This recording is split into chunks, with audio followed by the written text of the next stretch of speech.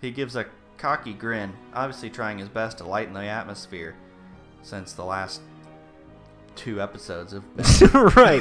How dare this game do this to us? We should have known. I mean...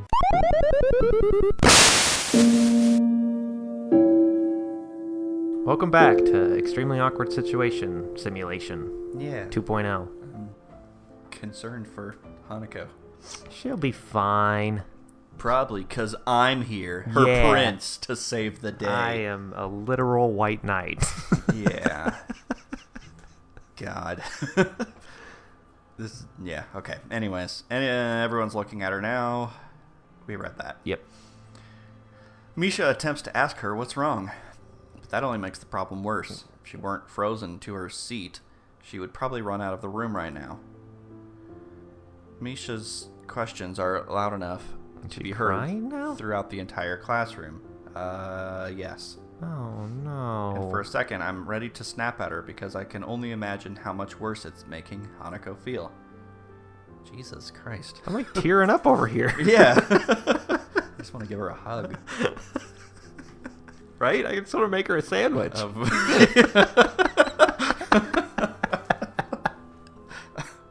It's my thing, all right? With no time on it, though. Ugh. Yeah. Of course, if I were to do that, it would only make the situation worse. I believed that Hanako had gotten stronger, and she has, but it wasn't enough, and I was too eager to believe it. Now she's terrified, alone in the middle of the classroom, and there's nothing I can do without drawing more attention to her. It's infuriating. Misha's worried, and even Shizune is biting her lip.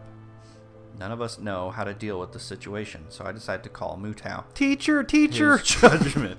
Crying student! Help! His judgment would probably be better than ours. Get her out of there. Yeah. I mean, that's less worse than just letting her sit there. But that draws more attention. I look up and manage to catch his eye, silently motioning for him to come over. I want to make as little a fuss about this as possible, since if there's anything that would make this worse, it's more attention being focused on her. Just go stand in the corner of the room and take your pants off or something. Right. Just completely distract everyone. Yeah. Look at me, everyone. Start windmilling it. Yeah.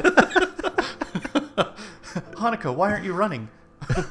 I know that Hanako can see everyone staring at our group, specifically at her, because they know that if there's a problem, it has to be her.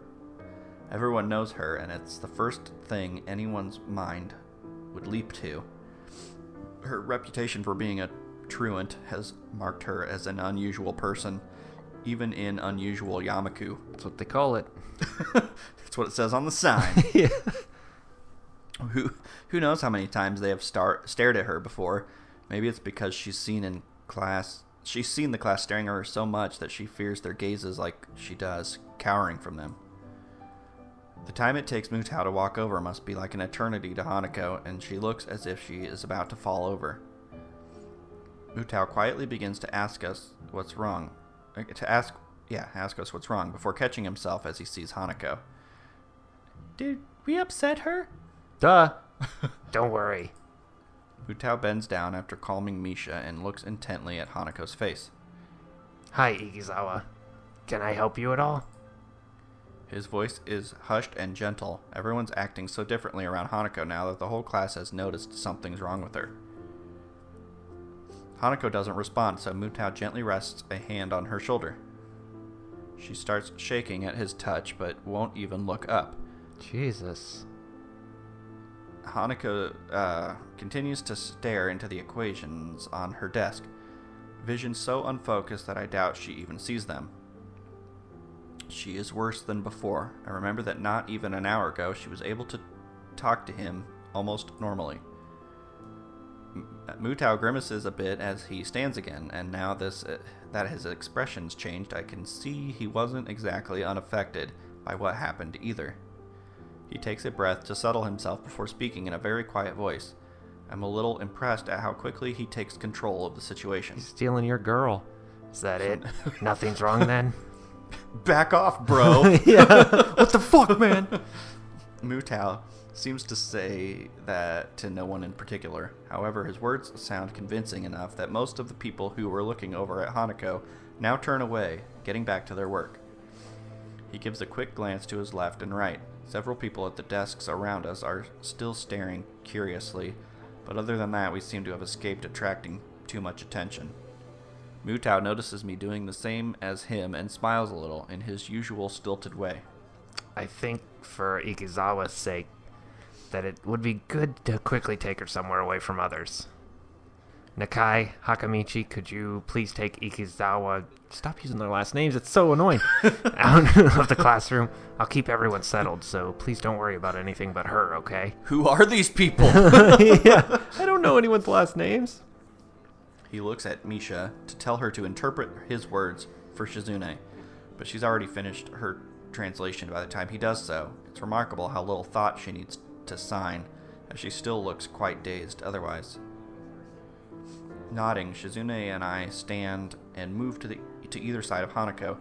Mutou steps back to allow us some room and talks to the table behind us as some people there have begun to mutter between themselves about what's going on. Mind your business. We look at each other before lowering ourselves in unison, taking one arm around each of our shoulders and lifting. The two of us begin to walk at a slow pace to make sure we don't inadvertently hurt her. As much as we try to make this look normal, I'm quite sure there would be many more gazes on us, if not for Mutou's distraction. Eventually, thankfully, we reach the door and go through. Nobody's outside, so we walk down the hallway. It doesn't seem like it's making her more at ease than she was in the classroom. Finally, I ask if she wants to just sit down. For a while, we simply stay in place and wait for her to say something. Shizune tentatively rubs Hanako's shoulder a little, but there's no response. Eventually, she shakes her head a little when Shizune tries again. Both of us are looking at her, so we pick up on it immediately. Shizune's hand again comes to rest on Hanako's shoulder. As she awakens, her face lifting to two very worried and anxious people looking at her. Where am I? She looks at us silently for a while. I'm initially worried she might freak out or do something extreme, but those fears prove unwarranted as her expression slowly changes from an almost lifeless blank slate to a more normal withdrawn shyness. She wordlessly lowers her head, her eyes evasively moving to the side. She looks embarrassed, almost ashamed. I want to say something, anything to help. I can't though, and I don't really know what just happened or even what caused it. I feel helpless and ashamed of myself for not being of any use. I've got like no jokes. Yeah. This is like more intense than I expected. This is sad. Just want to know what's wrong with her. Shizune sighs before looking at me. Even without words, I think I can tell what she's asking. I'll take Hanako to the nurse. Is that okay by you? I try to communicate my intentions through hand gestures. Yeah. Why did Misha not come with us? But I don't feel like I managed to get through to her very well. What the hell did you just say to me? Yeah. Shizune makes a dreary face in response to my gesticulations, confirming That's not a word. my impression. It is now. She stabs her finger in the air decisively, first at me, then at Hanako, and then towards the stairs. She waits for me to nod before pointing at herself, then pointing at the door to the classroom. She's like fucking like a Marine, like, yeah. eyes to eyes. Like directing a plane. Yeah. I get the feeling that Shizune is much better at this than I am. I nod at her since her plan is, after all, the same as mine. Shizune gets ready to make her exit, but she only leaves after looking at Hanako for quite some time. Are you okay with me taking you to the nurse's office? Hanako doesn't say anything or nod, but she stands up in place by herself, and when I begin to walk, she obediently follows. I've read about people being catatonic before, but I think this time I'm seeing it for myself. She looks extremely tired after everything that's happened. It's not a surprise. Jesus. Here comes the nurse to hit on your girl. Oh, thought we were over this. After Hanako silently takes off her shoes and lies on the bed in the infirmary, the nurse and I take our leave. He shuts the curtain behind us. We both take a seat, and I quietly and thoroughly go through everything that happened in quite some detail.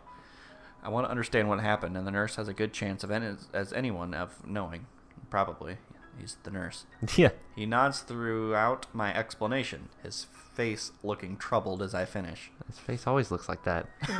Must have been very troubling for you to have seen all this.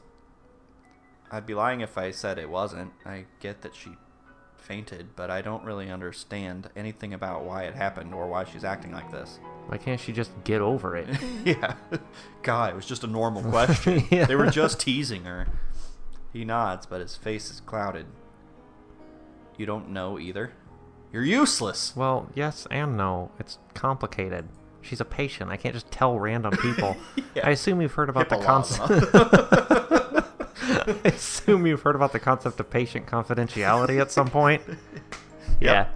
This is a bit of a minefield in that respect. I'm going to put this pretty bluntly. This is a matter of Ikizawa, me, and her therapist. Fuck off. Get the hell out of here. I move to protest, but think better of it. I want to deny what he says, but if I think this through rationally, what he says makes perfect sense.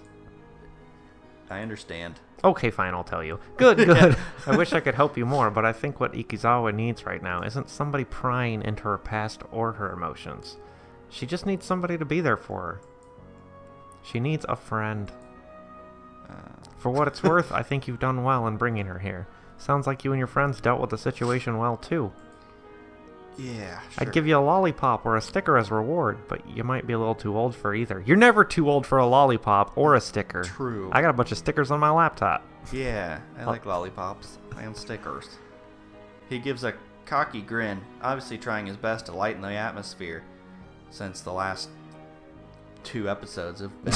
Right. How dare this game do this to us? We should have known, I mean... Yeah. I'm not really in a laughing mood, but he does manage to get a smile out of me. Yay! There's the smile! He's like, there's my big guy. Yeah, he's like poking my face. Look, there's a dimple. Thanks. Do you mind if I stay here with Hanako? I literally just told you to get the fuck out. I appreciate the thought, but I think it would be better to let her rest for now. You're going to ruin my swerve. She'll be let back into her dormitory room this evening, so you could visit her then. Dormitory? Yeah. I agree with him before standing. I got permission to go to the girls' dorm at night. Aww. Nurse's orders. I have a doctor's note. I want that VIP pass. Right? It feels like all I can ever do around the nurse is humbly agree to what he says, but it was the same with the doctors in the hospital, too. It's almost like they know what they're talking about. What? Nuh-uh. The walk back to the classroom was a long one, my mind feeling heavy under the weight of so many things happening so suddenly. Even as I re-enter the classroom, I'm thinking about Hanako. My stomach feels like it's turning into knots when I think about how to deal with her. I still don't know what I'm going to say when I see her again. You'll never see her again. Jesus. Thankfully, the class doesn't pay me that much heed. There are a couple of questioning glances, but overall not many people seem to be very aware of what happened. Mutou raises his eyebrows to get my attention when I pass by his desk. Nakai, I take it Ikizawa's in the infirmary now? Yeah, I took her there, and the nurse said I should let her rest. Mutou nods, assuring me that I made the right call. He scratches his chin for a second before rising from his desk. Everyone, I want you to continue with the exercise. Nakai, I'll see you in the hallway, please. Ooh. His speech is hushed, but overall he doesn't seem to be acting too differently from how he usually does. Being a teacher, maybe it's to be expected. As we go out into the hallway, I notice him taking a quick glance left and right to check if there are any students milling around. Pesky students. Always milling around the hallways. They're in the rafters. The hallway is nearly soundless, but I can't think of anything except waiting for Mutou to speak. Nakai, what do you think the purpose of this school is? Education? To get laid. To cater to the needs of disabled students? Mutou scratches his head as he shakes it. No. If we wanted to do that, we would have built a whole new school from scratch. 1 floor, talking whiteboards, that kind of thing. Talking whiteboards? Is that a thing? Computers? Yeah. A tablet? Look around, Nakai. This school is about giving you all a future that you would have been denied in regular education. Huh? Think of it this way. If we wanted you to graduate and go straight into a hospital, do you think we'd put this much effort in? The bluntness of Mutou's statement temporarily stuns me, causing me to forget about the immediate situation. No. That's right. We want you all to leave here as useful members of society. So stop being a useless prick.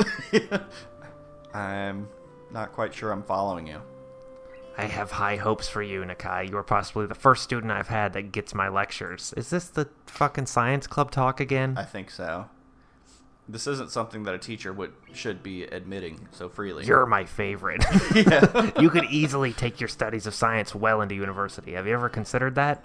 Is this the exact same conversation? I can't remember. I don't remember. I can't say I have. What a weird time to bring this up. Well, what have you considered for your future, that is? Yeah, I thought he was going to, I don't know. Yeah, I thought it was going to be about Hanako. Tell me a little bit about Hanako or something. I can't say that I've put much thought into my future. Maybe it'll be different this time. For a moment, I'm distinctly reminded of Lily questioning me about the same subject. It's only been a little over 5 months since I was gasping for air on the ground. It's too soon to be thinking about the future, and besides, Hanako's problems seem much bigger to me right now. Sorry, I yawned. It made you yawn. Yeah. Mutou gives a disapproving sigh before continuing.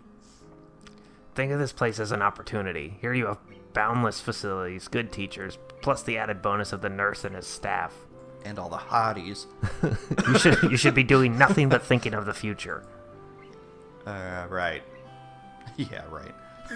As I raise my head to meet his gaze, a thought occurs to me. It's almost like Mutou totally sidestepped the issue at hand. Oh, hey, that's what we just said. Yeah, it's like he's changing the subject, because it'd be weird to keep talking about it.